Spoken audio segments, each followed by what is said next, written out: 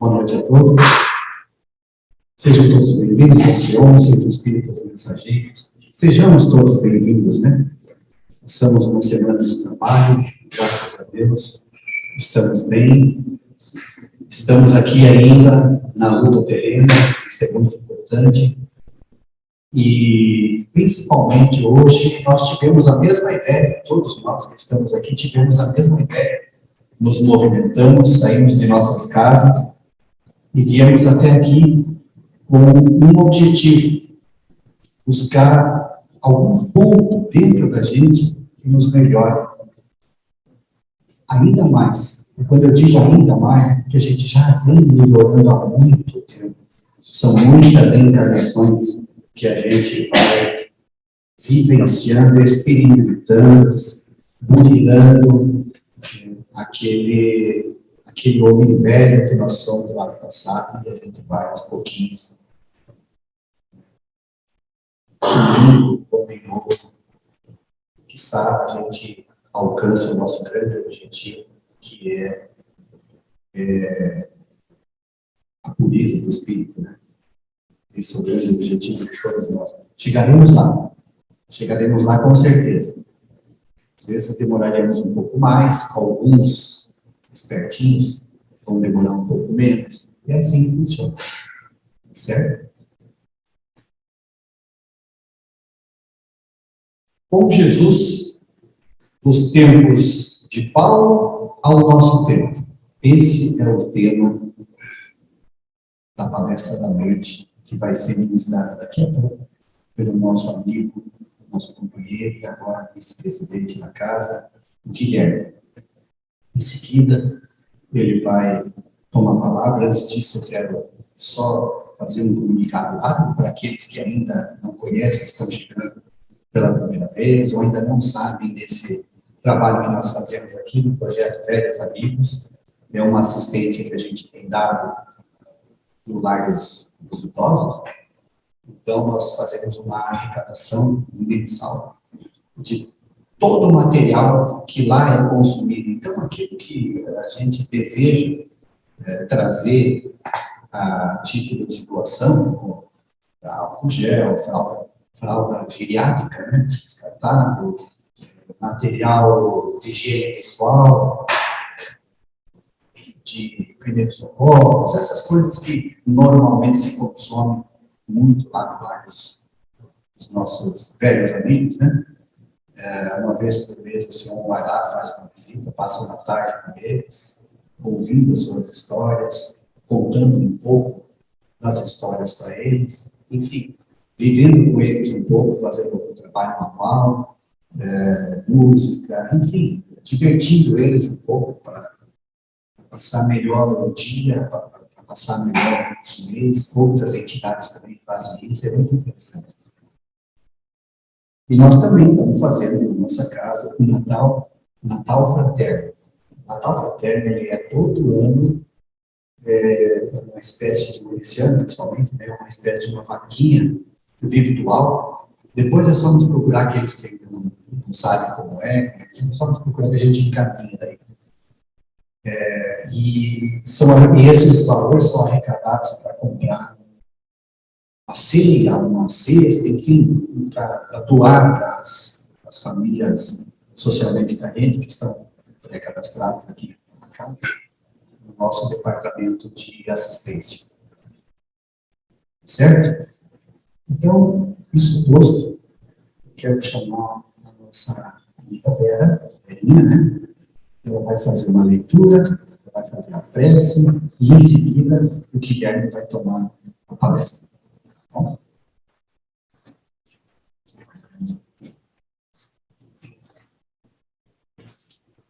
Boa noite a todos, sejam muito bem-vindos à nossa casa.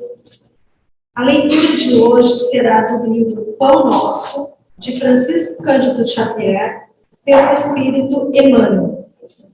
A vinha. Ninguém poderá pensar numa terra cheia de beleza e possibilidades, mas vagando ao léu na imensidade universal. O planeta não é um barco desgovernado. As coletividades humanas costumam cair em desordem, mas as leis que as presidem aos destinos da casa terrestre se expressam com absoluta harmonia. Essa verificação nos ajuda a compreender que a Terra é a vinha de Jesus. Aí, vemos-lo trabalhando desde a aurora dos séculos e aí assistimos à transformação das criaturas que, de experiência a experiência, se lhes integram no divino amor. A formosa parábola dos servidores envolve conceitos profundos. Em essência, designa o local dos serviços humanos e refere-se ao volume de obrigações que os aprendizes receberam do mestre divino.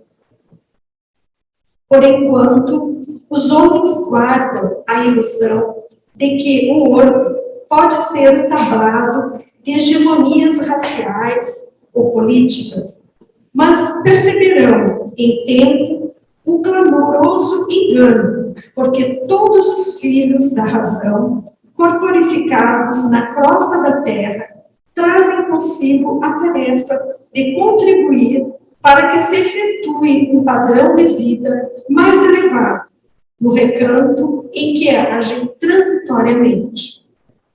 Onde quer que estejas, recorda que te encontras na vinha do Cristo. Vives sitiado pela dificuldade e pelo infortúnio? Trabalha para o bem geral. Mesmo assim, porque o Senhor concedeu a cada cooperador um material conveniente e justo. Convido a todos agora que assim desejarem, cerrarem os seus olhos e continuando nesta paz, nessa harmonia, justamente com os benfeitores espirituais da nossa casa, nossos protetores amigos, o Mestre Jesus, que tanto nos ensinou e ainda continua a nos ensinar, que possamos ter na nossa mente sempre a possibilidade do agradecimento, do dom da vida, da oportunidade que estamos vivenciando, ora reencarnados aqui neste planeta, de provas e expiações. Obrigada, Pai, que possamos sair daqui melhores do que aqui adentramos. Nesta noite, Pai amado, pedimos pelo nosso irmão palestrante, Guilherme, que ele encontre as melhores palavras e que as suas palavras adentrem aos nossos corações, ao nosso pensar, à nossa mente, mas principalmente ao nosso agir. Que possamos, no nosso dia a dia, colocá-las em prática. Obrigada, Pai amado, e permaneça conosco hoje e sempre. Assim seja.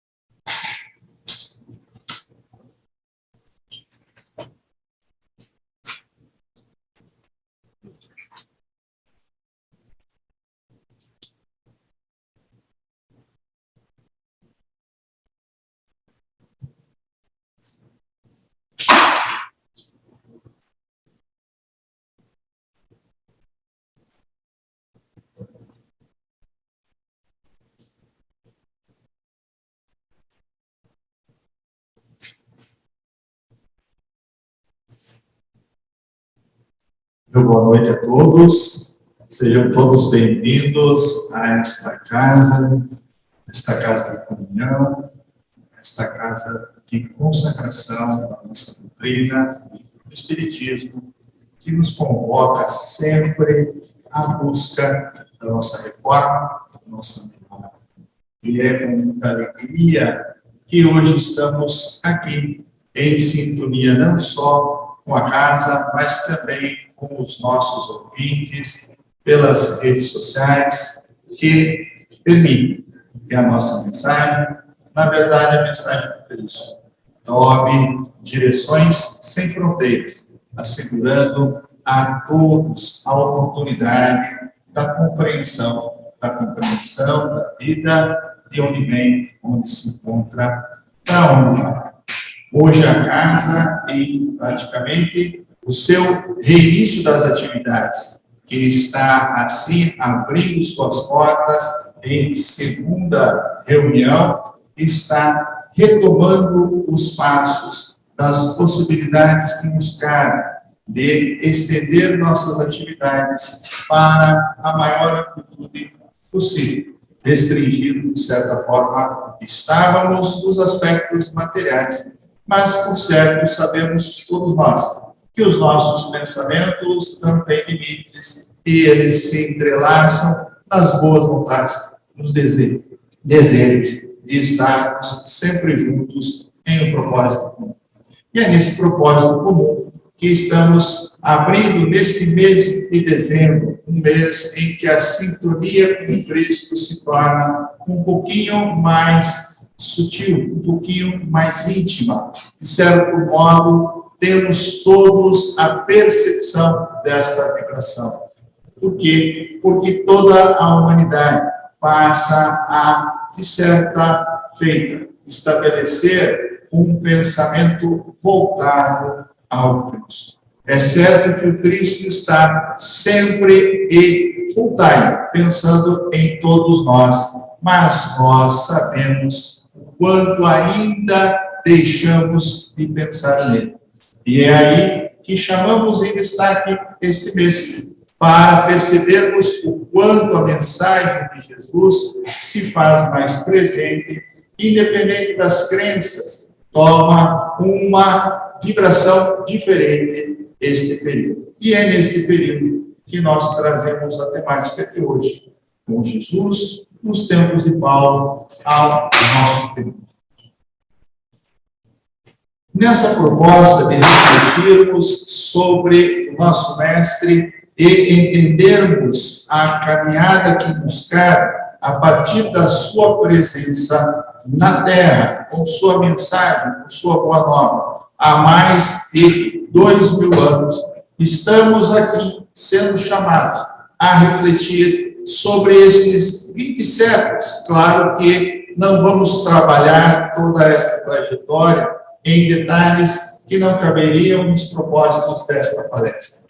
Mas é certo que a questão de 2 milênios é muito significativa, até porque, quando chamamos a atenção ao apóstolo Paulo, vamos observar a trajetória do empenho deste apóstolo do Cristo, que nos deixou um legado que transitou os séculos na mensagem do Cristo. A bandeira conduzida por este missionário de Jesus foi uma bandeira que permaneceu na sociedade, na realidade da humanidade, e traz a todos nós sempre a oportunidade de encontrarmos uma referência, de encontrarmos uma busca orientadora nestes 2 personagens de grande impacto. Claro que o Cristo repartiu a história da humanidade. Claro que o Cristo é a figura exponencial que se coloca como governador deste planeta. Mas Paulo foi o seu relações públicas, foi aquele que traçou a linha que permitiu que a humanidade conhecesse a mensagem da Boa Nova. Foi o vaso escolhido. E como se sucedeu esta trajetória, e em que nós vamos escolher dela os propósitos da nossa reunião. Sabemos que Paulo é o convertido de Damasco, tomado neste momento pela figura de Saulo, um doutor da lei, uma figura preparada para ser o condutor da sua raça, alguém que estaria ali sendo preparado para seguir os propósitos da religião judaica, esta estabelecida toda sobre a primeira revelação. E é por isso que, preparado deste modo, tendo todo o conhecimento de época, conhecedor de todas as línguas presentes naquela região, dominando assim com maestria a oratória, ele era figura ímpar entre os seus. O povo hebreu tinha nele a expectativa de ser o condutor dos propósitos da sua religião, das suas concepções culturais. Pois bem, Saulo não deixou por menos e seguiu com todo o ímpeto a perseguição que fazia em face dos cristãos na concepção do Messias que havia sido então consolidado na presença do Cristo.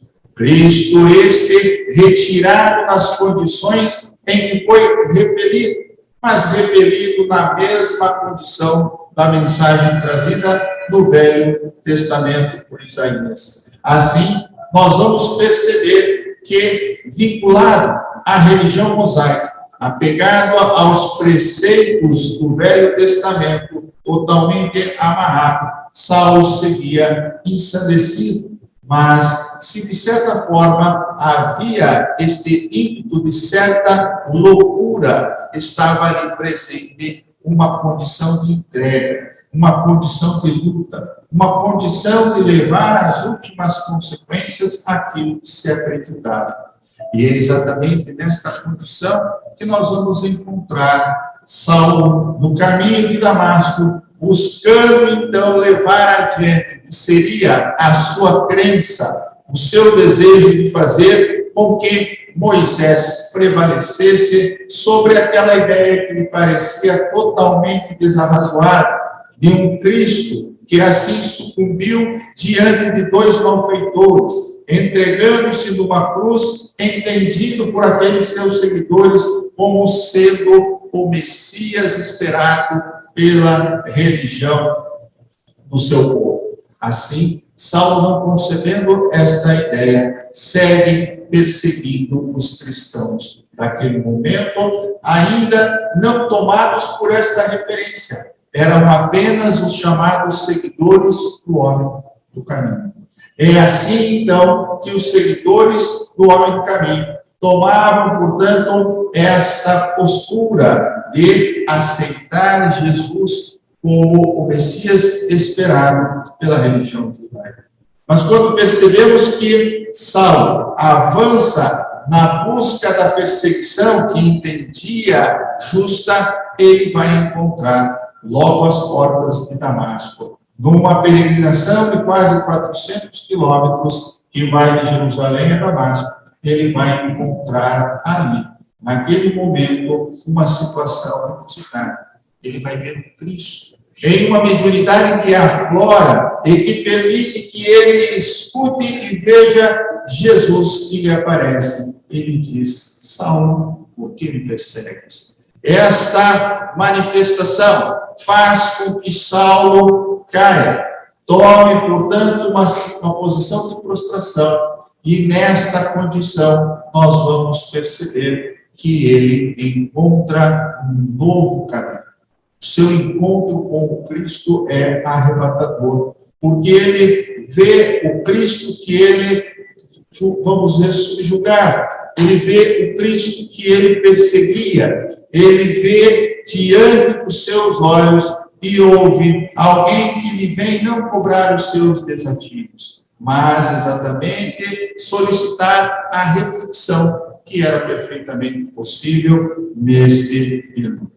É nesta realidade de Saulo que ele, então, vai abrir os seus olhos já na cidade de Damasco, porque a sua condição é extremamente interessante, na medida em que, tomado pela luz do Cristo, ele perde a visão. E na sua condição de alguém enfermo, adentra a cidade de Damasco, levado por seus serviçais e é deixado na hospedaria. Hospedaria esta que logo mais ele seria acolhido por ninguém mais que Ananias. E Ananias era aquele a quem ele perseguia, era quem ele então buscava com cartas de autorização para a prisão e o flagelo. Mas este, curiosamente, pelo destino assim preparado, nós vamos perceber que Ananias é chamado pelo Cristo para ir até Saulo e devolver-lhe a visão. e fazer com que ali, naquele momento, pudesse nascer aquele que seria o precursor do cristianismo, o condutor da Boa Nova e que levaria esta Boa Nova para o mundo, para os entendidos gentios. Os gentios entendidos estrangeiros, os que não pertenciam à raça judaica. O que nós vamos então perceber é que nesta passagem de Saulo, nós temos um momento de conversão, um momento de impacto, um momento de transformação. E é este momento de transformação que faz com que ele vire totalmente a direção dos seus potenciais, das suas capacidades, reconhecidas pelo Cristo, que assim deposita nele a expectativa de que ele possa levar adiante a crença da Boa Nova e a presença de Jesus na terra. Este apóstolo segue exatamente não decepcionando o Cristo. Ele vai saber esperar, porque é óbvio que a sua transformação foi entendida por sua raça como loucura, como demência. O fato de alguém que estava sendo preparado, estava sendo então esperado para ser eleito o renovador das forças da religião judaica na época, o condutor do Sinédrio, aquele que seria o doutor da lei da sua época, o sucessor de Gamaliel, expoente da religião judaica. Ele, num determinado momento, no transcurso de pouco tempo, ele se transforma em um seguidor de Jesus. Ao ponto de se tornar célebre a sua frase, naquele momento em que ele vê Jesus nas portas de Damasco, ele simplesmente diz: "Que queres que eu faça?" Então percebe-se nitidamente que no despertar da sua realidade, ele não busca justificar os seus erros, ele não busca dizer: eu tenho que explicar o porquê eu conduzi tamanhas insanidades. Nós devemos lembrar que Saulo apedrejou Estevão em frente à sua irmã, naquele momento sua noiva. Veja a condição de impacto deste momento. Ele não vai explicar o apedrejamento do seu cunhado em tese naquele momento. Ele não vai tentar justificar os atos de crueldade em que ele então impõe aos perseguidos para colher informações. Os flagelos, as torturas que ele conduziu são ignóbeis. Mas naquele momento ele vai dizer ao Cristo: "Que queres que eu faça?" E é exatamente aí que o Cristo apenas lhe diz: "Adentra na cidade e você vai receber as informações." Então, o contato de Ananias, então dali adiante, temos agora um discípulo de Jesus. Mas um discípulo que carrega toda a desconfiança, que carrega exatamente a peste do lobo.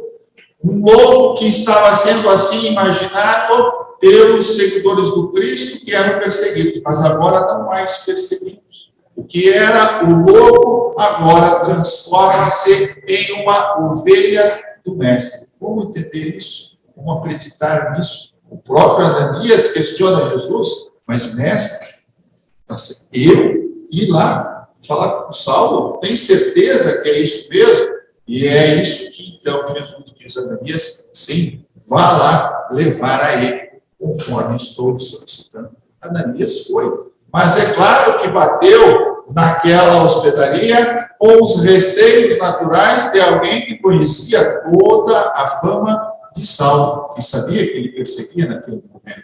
Mas encontrou um Saulo fragilizado, encontrou um Saulo cego, encontrou um Saulo impactado pela sua experiência com Jesus, pelo seu momento com o Mestre. Então, nós vamos perceber neste quadro que ele transforma-se naquele exato momento e vai seguir.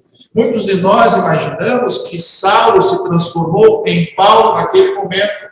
Não. Ele não se achava digno de poder transferir o seu nome para uma nova concepção. na medida em que poderia se dizer agora batizado sob a égide do seguidor do Cristo. Não é naquele momento. Ele não tinha, portanto, naquele momento, ímpetos de poder estabelecer algo que o colocasse na proximidade do Cristo, proximidade esta que sabia não ter.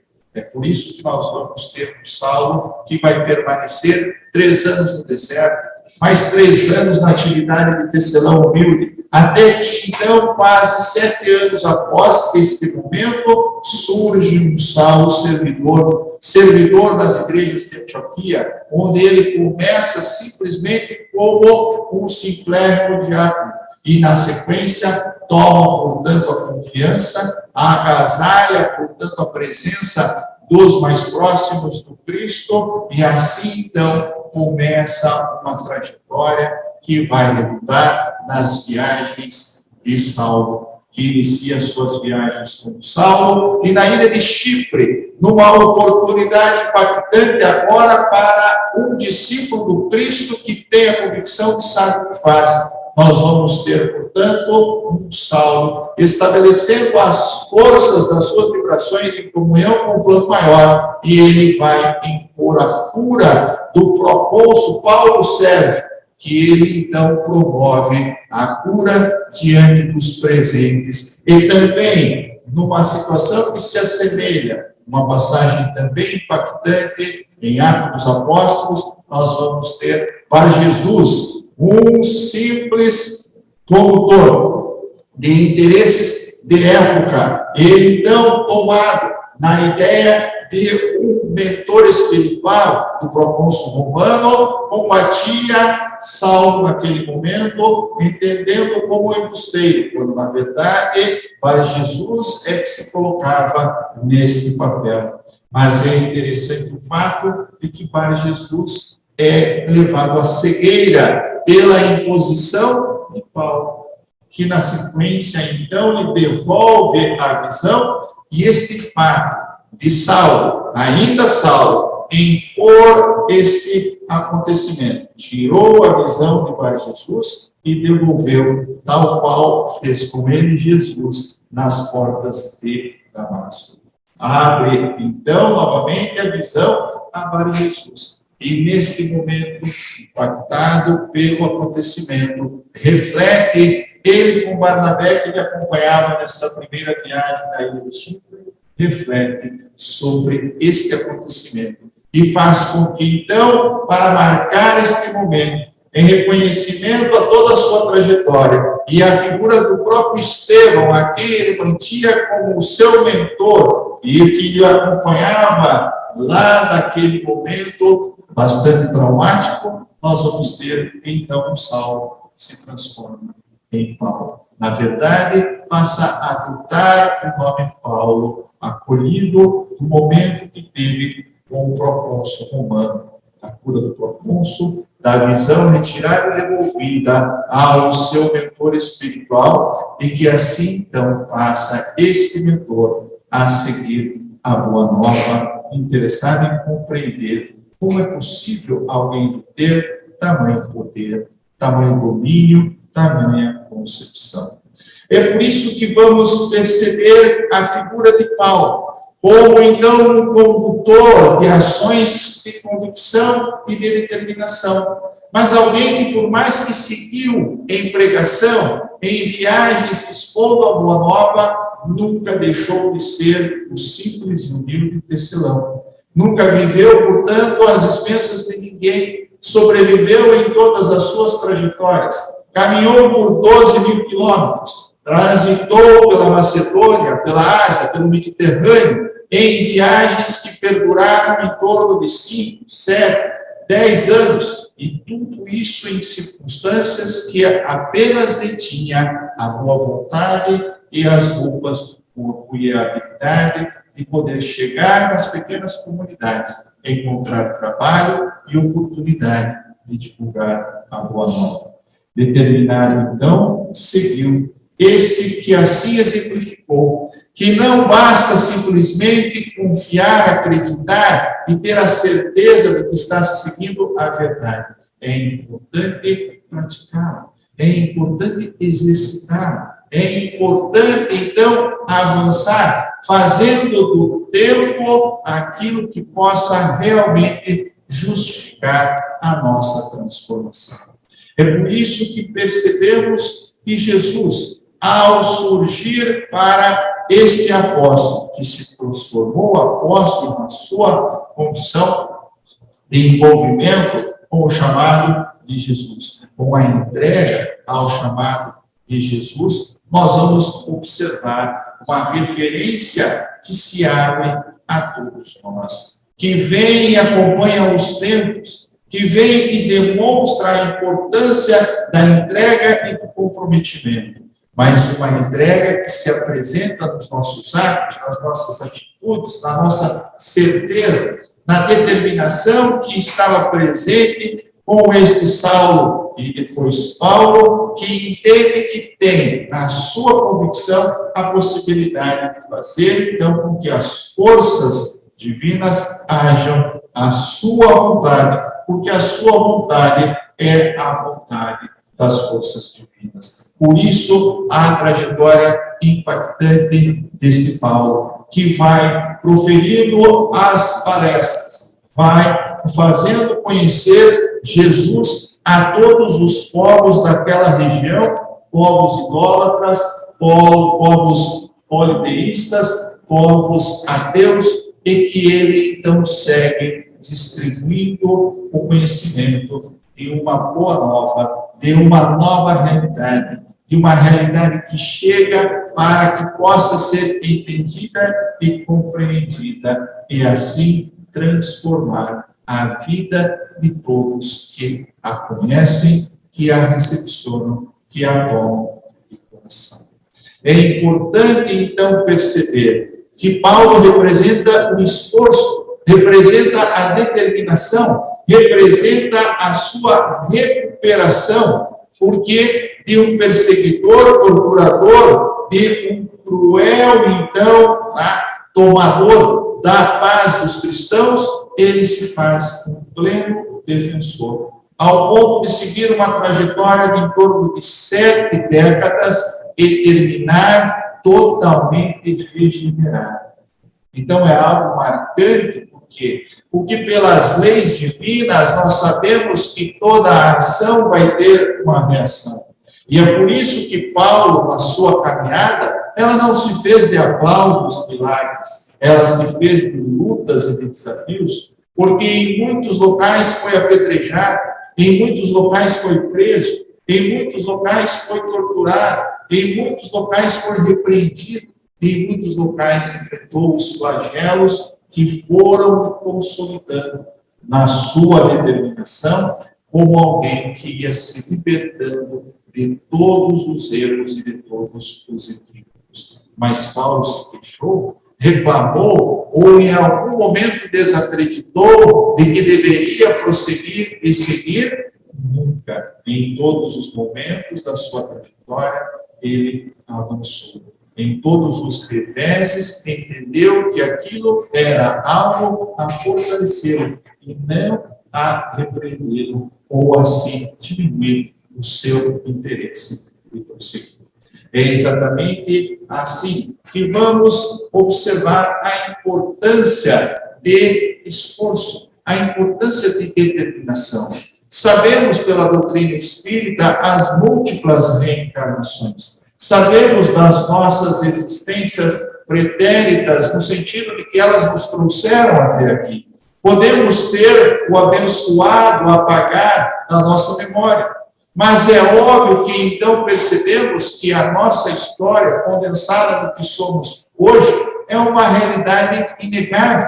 Percebemos as potencialidades nossas e de todos que estão à nossa volta como sendo o resultado de dons construídos ao longo de múltiplas existências. E nessas múltiplas existências, seguimos acertando, seguimos errando, seguimos caindo, seguimos levantando, mas é certo que nestas trajetórias, então, fomos todos nós redimidos. E este redimir é o alcançar de um progredir constante.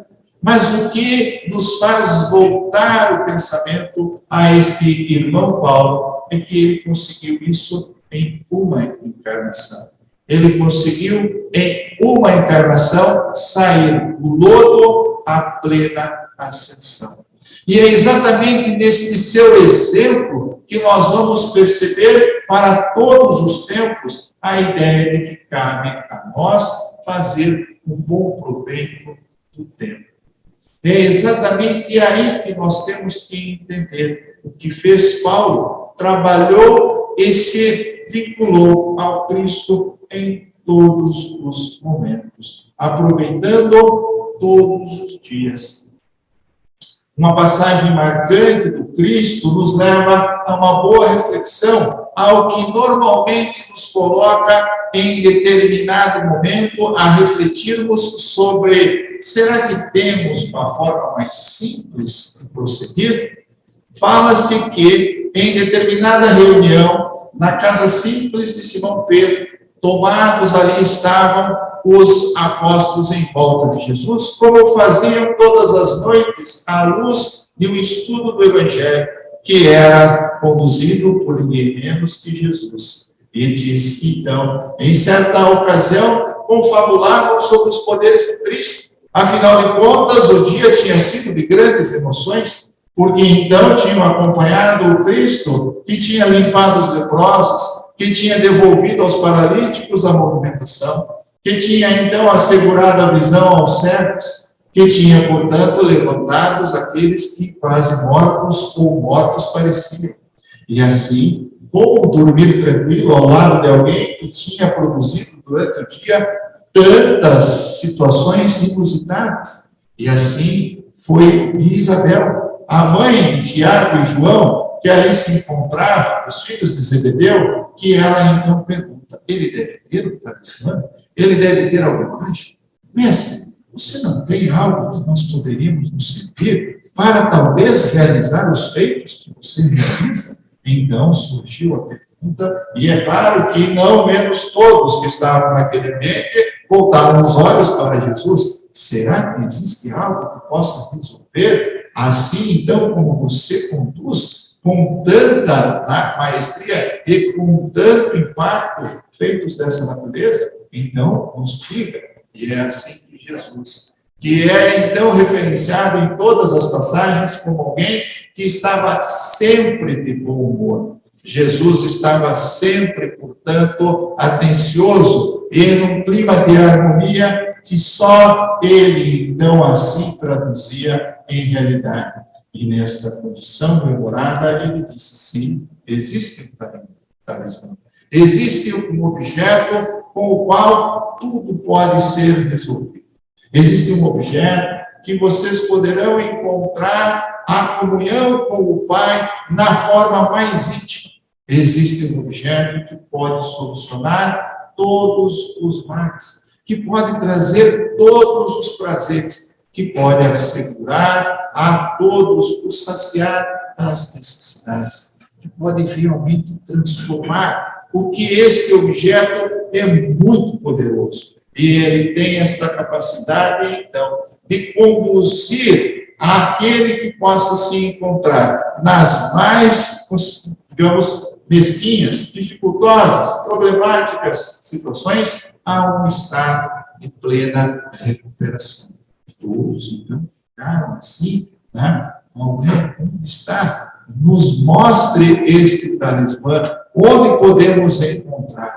E foi aí que Jesus, com aquele seu famoso bom humor, disse então aos seus apóstolos e os familiares que ali estavam: este objeto já pertence a todos que aqui se encontram e a toda a humanidade. E aí, o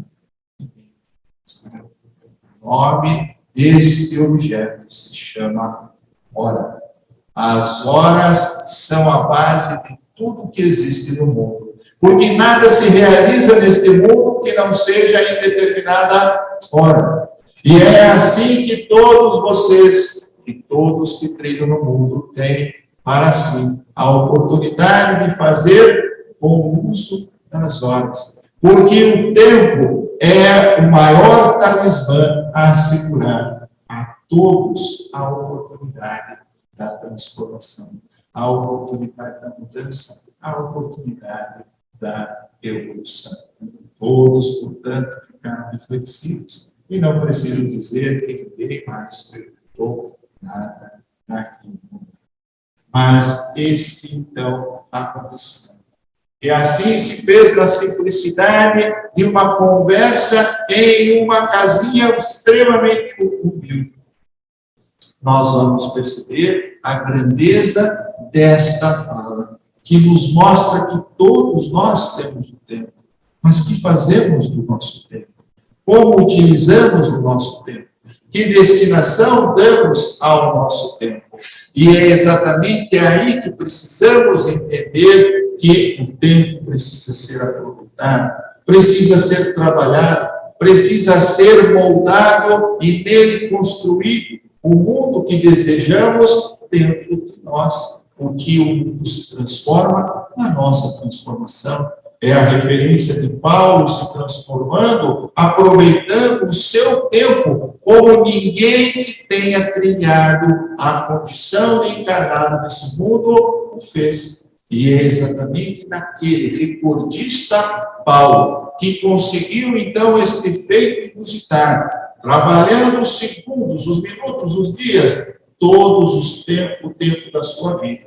Lembrando que ele se converte em deidade. E nós vamos perceber que, neste momento, Paulo tinha em torno já de 3 décadas. Em 4 décadas, ele mudou completamente. Mas não deixou o tempo para trás. Não perdeu o tempo.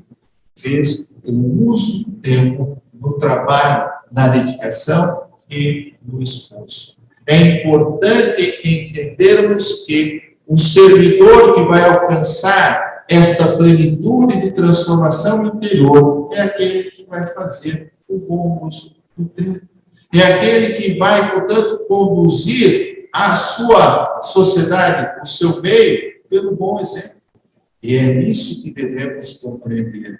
Porque também é de Jesus a máxima, também uma outra circunstância, em que ele é também chamado por Filipe a dizer na terra quem é o melhor servidor. E aí Jesus diz a Filipe, também na singela casinha de Pedro, Filipe, e os demais que estavam ali presentes, houve uma época em que surgiu entre os povos um famoso gladiador, um guerreiro, já tinha então no seu currículo várias batalhas vencidas. E disseminou para o povo ávido de informações como se então conduzia uma batalha, como se preparava um guerreiro, quais as principais habilidades. O povo então se lançou a fazer exercícios, a fazer treinamentos, a criar estratégias. E muitos jovens perderam sua vida na tentativa de alcançar condições físicas que os pudessem transformar em um gladiador famoso como aquele. O gladiador se foi e exatamente os antídotos pela guerra, pela vitória, por alcançar, portanto, as imposições pela força, ficaram entre o povo, deixando, portanto, disseminado o interesse pelo flagelo, pelos tormentos, pelos desequilíbrios, que, como dito, muitos jovens nele perderam a vida. Logo em seguida, surgiram políticos, que apareceram entre, portanto, o povo, e trazendo uma série de regras, de leis, de ideias, fizeram com que este povo se dividisse. Criaram-se inúmeros partidos, inúmeras concepções e inúmeras vertentes. E estas vertentes fizeram com que o povo se enfraquecesse, porque agora existiam os donos da verdade. E nestes donos das verdades, então, os povos criaram as suas mais variadas concepções do que poderia ser a melhor forma de governança. Também, então, surgiram logo em seguida filósofos, que apareceram diante do povo e começaram a trazer o pensamento, muito embora o exercício de pensar e de buscar a compreensão do mundo, pela possibilidade de se discernir a realidade, isto é bastante útil. Mas estes filósofos criaram tanto embaralhar na cabeça do povo, que este povo, em determinado momento, Já não sabia se ele existia ou se ele não existia. Já não sabia se ele era, portanto, a verdade ou se era a mentira. E surgiram, então, diante do povo, logo em seguida, sacerdotes. E sacerdotes trouxeram ritos, paramentos, símbolos, e assim, então, uma meditação e comunhão ao Pai. Muito embora bastante, então, reconhecido este proceder de assim cultuar e venerar a divindade, é certo que o povo também se colocou numa diversidade de ideias e concepções do que pudesse ser o povo, o que pudesse ser a divindade. Mas surgiu, diante de todas essas vertentes, uma pessoa bastante simples, um senhor bastante humilde, que simplesmente trazia consigo um coração bastante generoso e mãos desejosas de muito trabalho.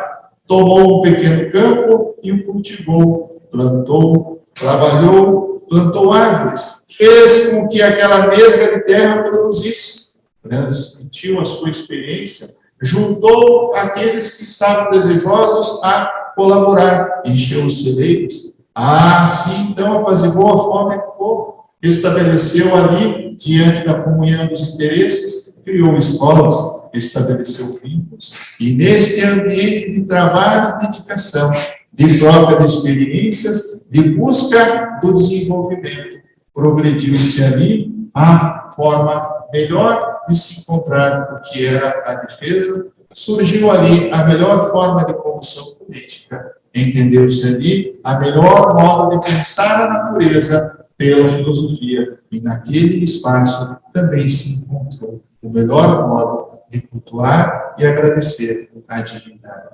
Todos são importantes, disse Jesus, o político, o guerreiro, o filósofo, o sacerdote, mas o melhor servidor do mundo é aquele que está disposto a trabalhar com boa vontade e agregar aqueles que estão à sua volta. E é exatamente isso que fez Paulo. Trabalhou para agregar, trabalhou para juntar, trabalhou para fazer com que então a escola se fundasse e assim pudesse se perceber que nesta realidade haveria muito a. É por isso que nós vamos encontrar este Paulo no livro dos Espíritos, já no final da obra, na questão 9. Quando então Paulo vem e nos traz a abordagem da necessidade de compreendermos a justiça, de compreendermos o amor, de compreendermos então a ciência como bases do progresso e do desenvolvimento.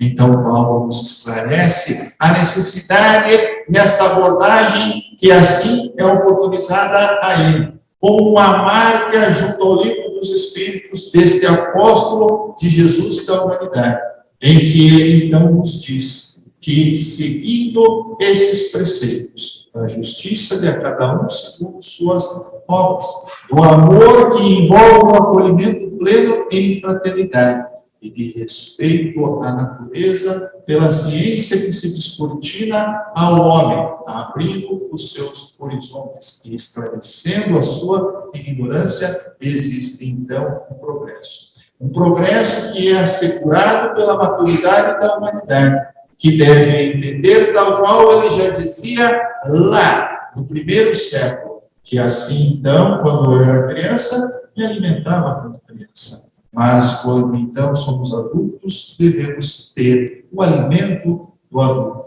E este alimento que chega em 1857, com o livro dos Espíritos, marcado, assinado por Paulo, o apóstolo, vem assegurando o nosso caminho, assegurando a oportunidade de que possamos fazer valer o tempo e a emancipação que já todos nós alcançamos neste percurso de 20 séculos. E assim, então, ele se faça presente, assegurando a todos nós esta compreensão do que é a justiça, do que é o amor, do que é a ciência, como 3 pilares libertadores dos dogmas, dos equívocos e, obviamente, dos tormentos do homem velho.